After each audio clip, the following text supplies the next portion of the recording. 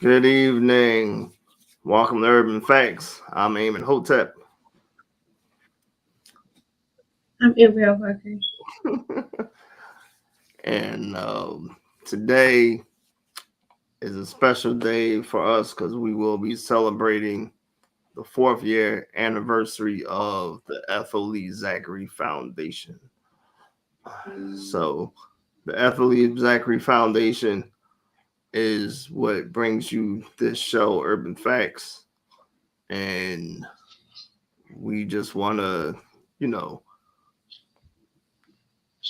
uh, go over some things that we've been doing over the years, for the last couple of years, or the last 4 years anyway, and see what we got going on. So that's about it in a nutshell. So it probably won't be that long, but like I said, we definitely want to just recognize what we've done so far, and thank the people that have helped us along the way within this 4 years. We got a new logo, so that's attached to the excuse me, to the uh the flyer there, the design and graphic, I would say. So we just want to really just thank everybody that participated with donations, interviews, just kind words, words of advice for me, people that join, the staff and everything. I appreciate everybody. Um, we started this in 2020, the Ethel Zachary Foundation, and it was supposed to be just a organization that was supposed to help youth with photography, but it went a little, way beyond that. Um, we took the idea and we ran with it, and from there, we've been trying to empower youth culturally and academically to give them a brighter future and the opportunities that they deserve to be on that path of a brighter future. So we definitely appreciate everybody for all the kind words, the gestures, the donations, whether it was monetary, food, or books, whatever you contributed to the foundation. Your donation went towards children and always will. So 4 years, what we've been up to. So we started this show, I would probably say, mm, probably 2 years ago. And I started it, I guess, just to have a voice on the internet, excuse me, to reflect some of the things that we've done, the things that we want to do, things of that nature. It's been a great tool. We've interviewed great people. Um, just to give you guys a glimpse, we'll re-show the show's intro so you guys could just see some of the people we've interviewed thus far.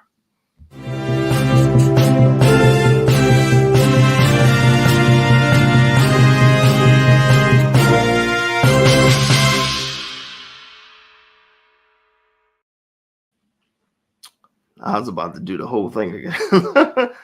But as you can see, we've interviewed Dr. Malefia Asante.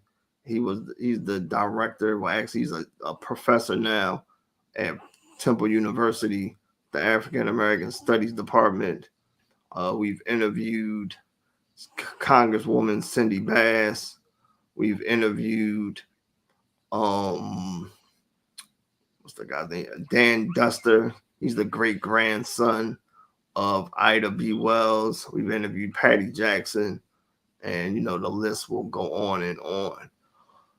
And those people gave great insight in regards to things going on in the community, things that can help the foundation work better, to be more proactive with the children and everything. And it's just been a great experience. And I appreciate, like I said, everyone that has contributed to the organization in ways of, monetary or, cash app, like I said, books, donations, just a word of wisdom, or, whatever the cost may be. Um, the purpose of the foundation is to empower youth so they don't have to be limited to resources and opportunities. And I think we've done a spectacular job with that over the years. We've given out, if I just did the count, 24, excuse me, Scholar of the Month awards. So this is our Scholar of the Month award thing right here. We can pull this up there. Just give me a second. And I believe that the children that receive these awards are very grateful to have received them. Um, I'm not gonna lie, we ain't just giving them out to people just to be giving them out because we ain't got nothing else better to do.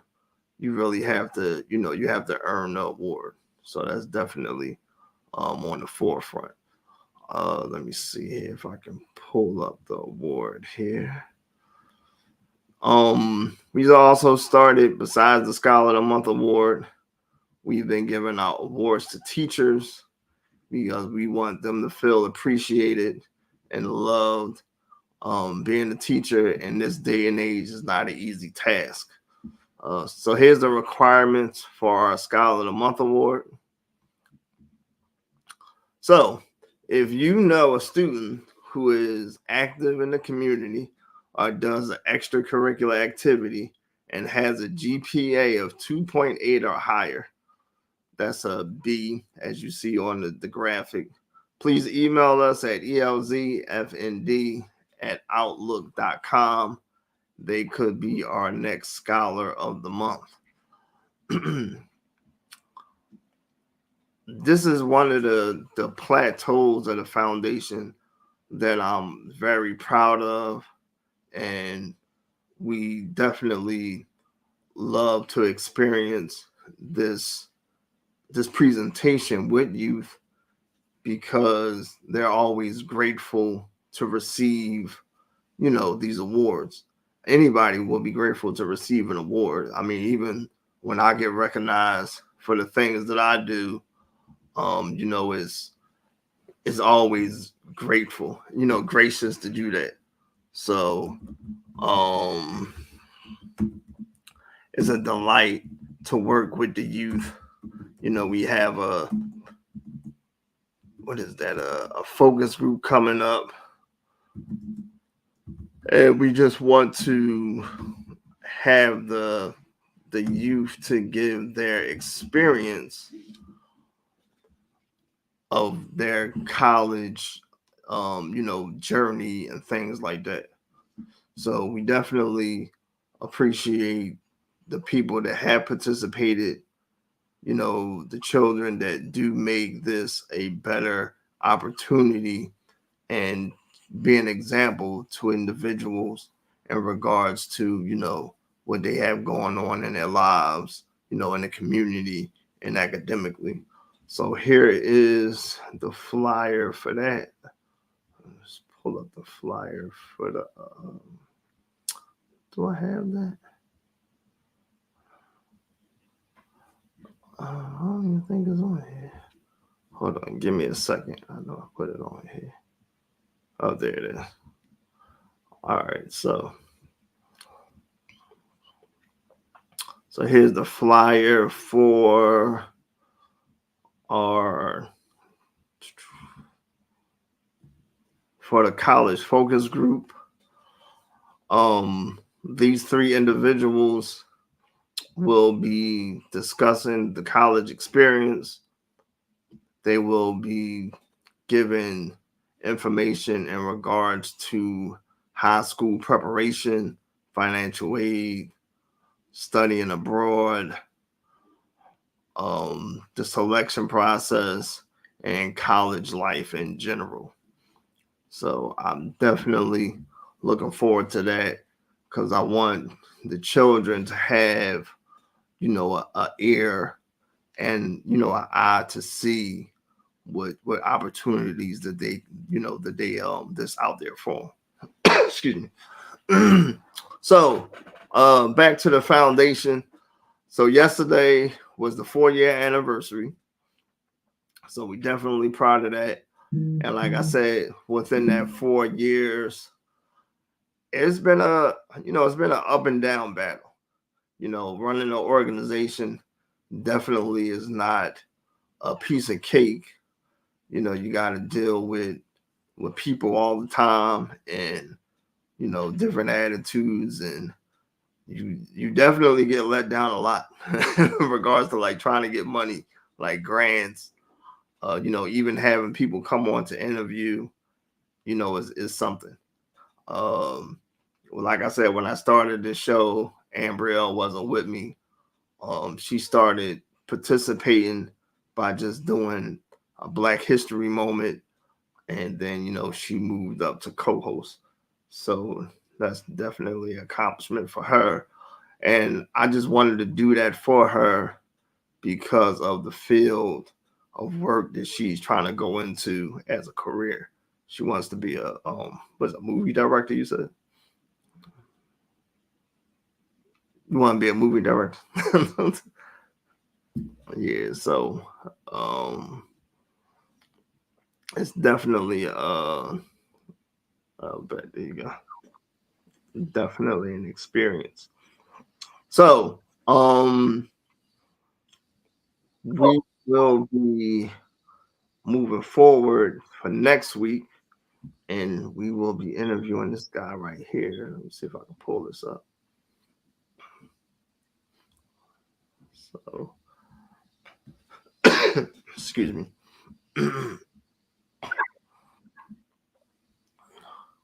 So we will be interviewing Mr. Omar Tyree.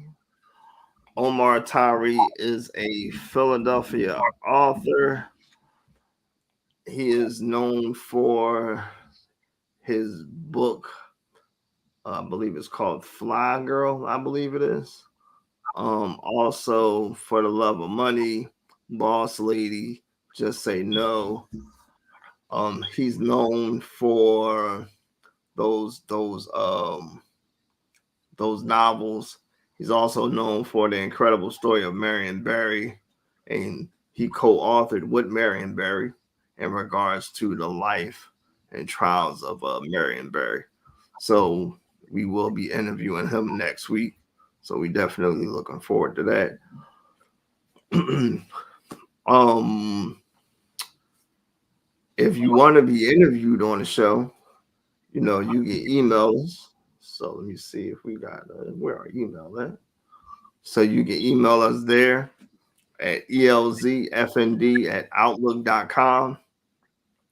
And we'd love to share your story, with the public. If you want to give a donation to the foundation, that's our cash app right there. It's ELZFDN. And you just can give whatever's on your heart. We've also started, well, when we started the foundation, it just started off with 2 programs. That's the Talented 10th and Mamie's House. The Talented 10th is the program that works with the youth. Mamie's House is the one that works with the community. Through Mamie's House, we fed homeless down at Kensington and Allegheny. Through the Talented 10th, like I said, we've given out 24 Scholar of the Month awards to different youth across the city, some individuals in New Jersey. We've also started a new program called Lily's Flowers, excuse me, and that teaches domestic violence prevention, and we help with individuals trying to get out of those situations. We are definitely the the backbone and the support system for the youth because we just want the best for them. My children definitely have a better path in life than I had at their age, starting at 14, going up to 19. The middle one is 17. And they're doing different things that I, for one, would have never imagined when I was a kid, even having children or, them doing the type of things that they're doing. So I'm definitely proud about that, their mother also. Um, and it's good to see when your kids are doing great things, when they're doing things better in your life, well, better in their life than, like I just said, from when you were, their age. So, it should make you feel proud as a parent. So, within that 4 years, also, we've encountered and interacted with a host of people. We just got news, well, from social media that Carol King, she's the mother of Rachel King, the two individuals involved in her daughter's murder were sentenced to prison for life. So they will be in prison for the rest of their natural life. They won't have a chance for parole or anything like that.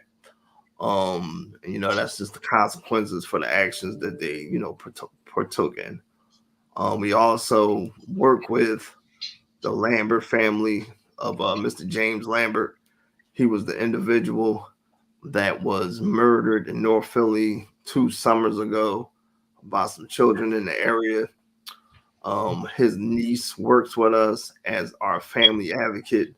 So she calls and reaches out to individuals that, just need an ear to share, to grief. She gives out information in regards to different agencies that people may need to call in regards to victim services. So if you need to contact her, you can email the foundation. That's our email again, elzfnd@outlook.com. And we definitely will forward your information on to her. Um, Also, we what is it? Something else that we did there. So we trying to get our enrichment program off the ground. So it's the Talented 10th enrichment program. What the program does is teach children, well, youth, about culture, the importance of education, the importance of this camera is kind of messing up here. Oh, there you go. The importance of culture, the importance of education, and nutrition and health, and the importance of higher education. Well, I just said that higher education. So, because we want these kids to have, like I just said before, the opportunities to excel in life, to be on a better path, and sometimes it's hard out there as if the parents may not be aware. So, um, we do realize that some parents may not have the same opportunities or the same direction that their kids may have had in life. So it could be just something different that the parents may not be familiar with. And, it may just take them some time to be acclimated in regards to that. So that program will definitely help the children, just to see the opportunities they have and put them on a road to be a better individual, opposed to the foolishness that's going on in our community today.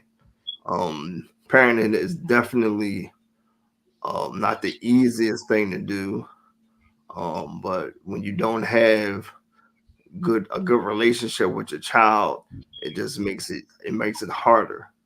And if you don't know, or if you need some information in regards to parenting, we have a parenting group On Facebook, it's ELZ Parenting Forum.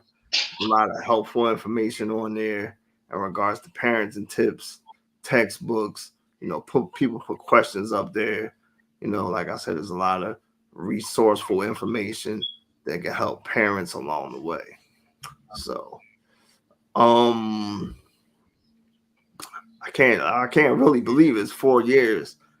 When I put this post up with my staff, they were even in shock. Because it seemed like 4 years just goes a long way sometimes, and we've done so much within the 4 years that like I said, I just can't believe some of the things that we've experienced. Shared with other people. I mean, we've helped people look for missing children. We've interviewed individuals. I mean, we've done a lot within that 4 years, and it needs to be noted that we're here for the people. We're here for the community. There's a lot of organizations out there that do well, say they do community work for the organization or for the community, and sometimes that's not the case. Sometimes organizations just show up when how can I say, the limelight is shining, or for that 5 minutes of fame or whatever like that. So that's not our thing. We're not trying to just be in the spotlight to be seen. We want people to hear us. We want to be heard so that we can help individuals and be there for people. Because the most important thing that I've learned in my journey of life is that helping people is key. And if you don't know how to help an individual, then it's kind of like you. I guess I would say useless, because everybody's here for a purpose to help people. Regardless if you the fry cook at McDonald's, or if you the Uber driver, if you the guy putting up drywall in somebody's house, a teacher, a police officer. All these careers are engineered around helping people. That's why we want these youth to understand the importance of education so they can get a better sense of how they can help people. And that's just pretty much key right there. If you have an understanding that you on this earth, your purpose on this earth is to help someone, then you going towards greater things. Because like I just said, everybody is designed to help people. Even Jesus had to help people. Muhammad, the prophet, had to help people. Buddha helped people.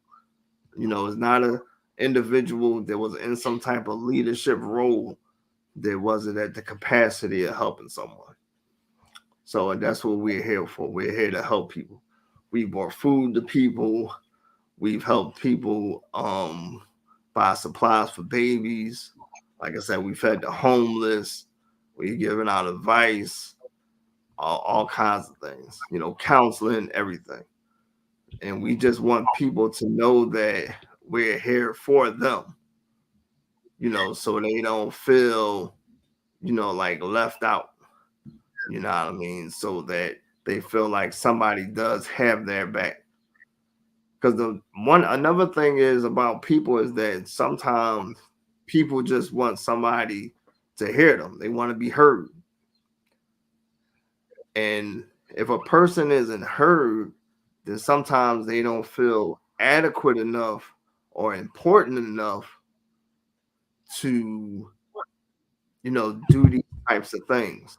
You know what I mean? So it's always good to be the centerpiece for the people, so that they can uh, know that somebody is their light in darkness.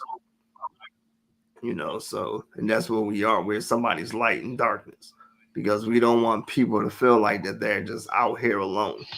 regardless to parenting, um, school, or just everyday life. We got mentors here that's willing to help children.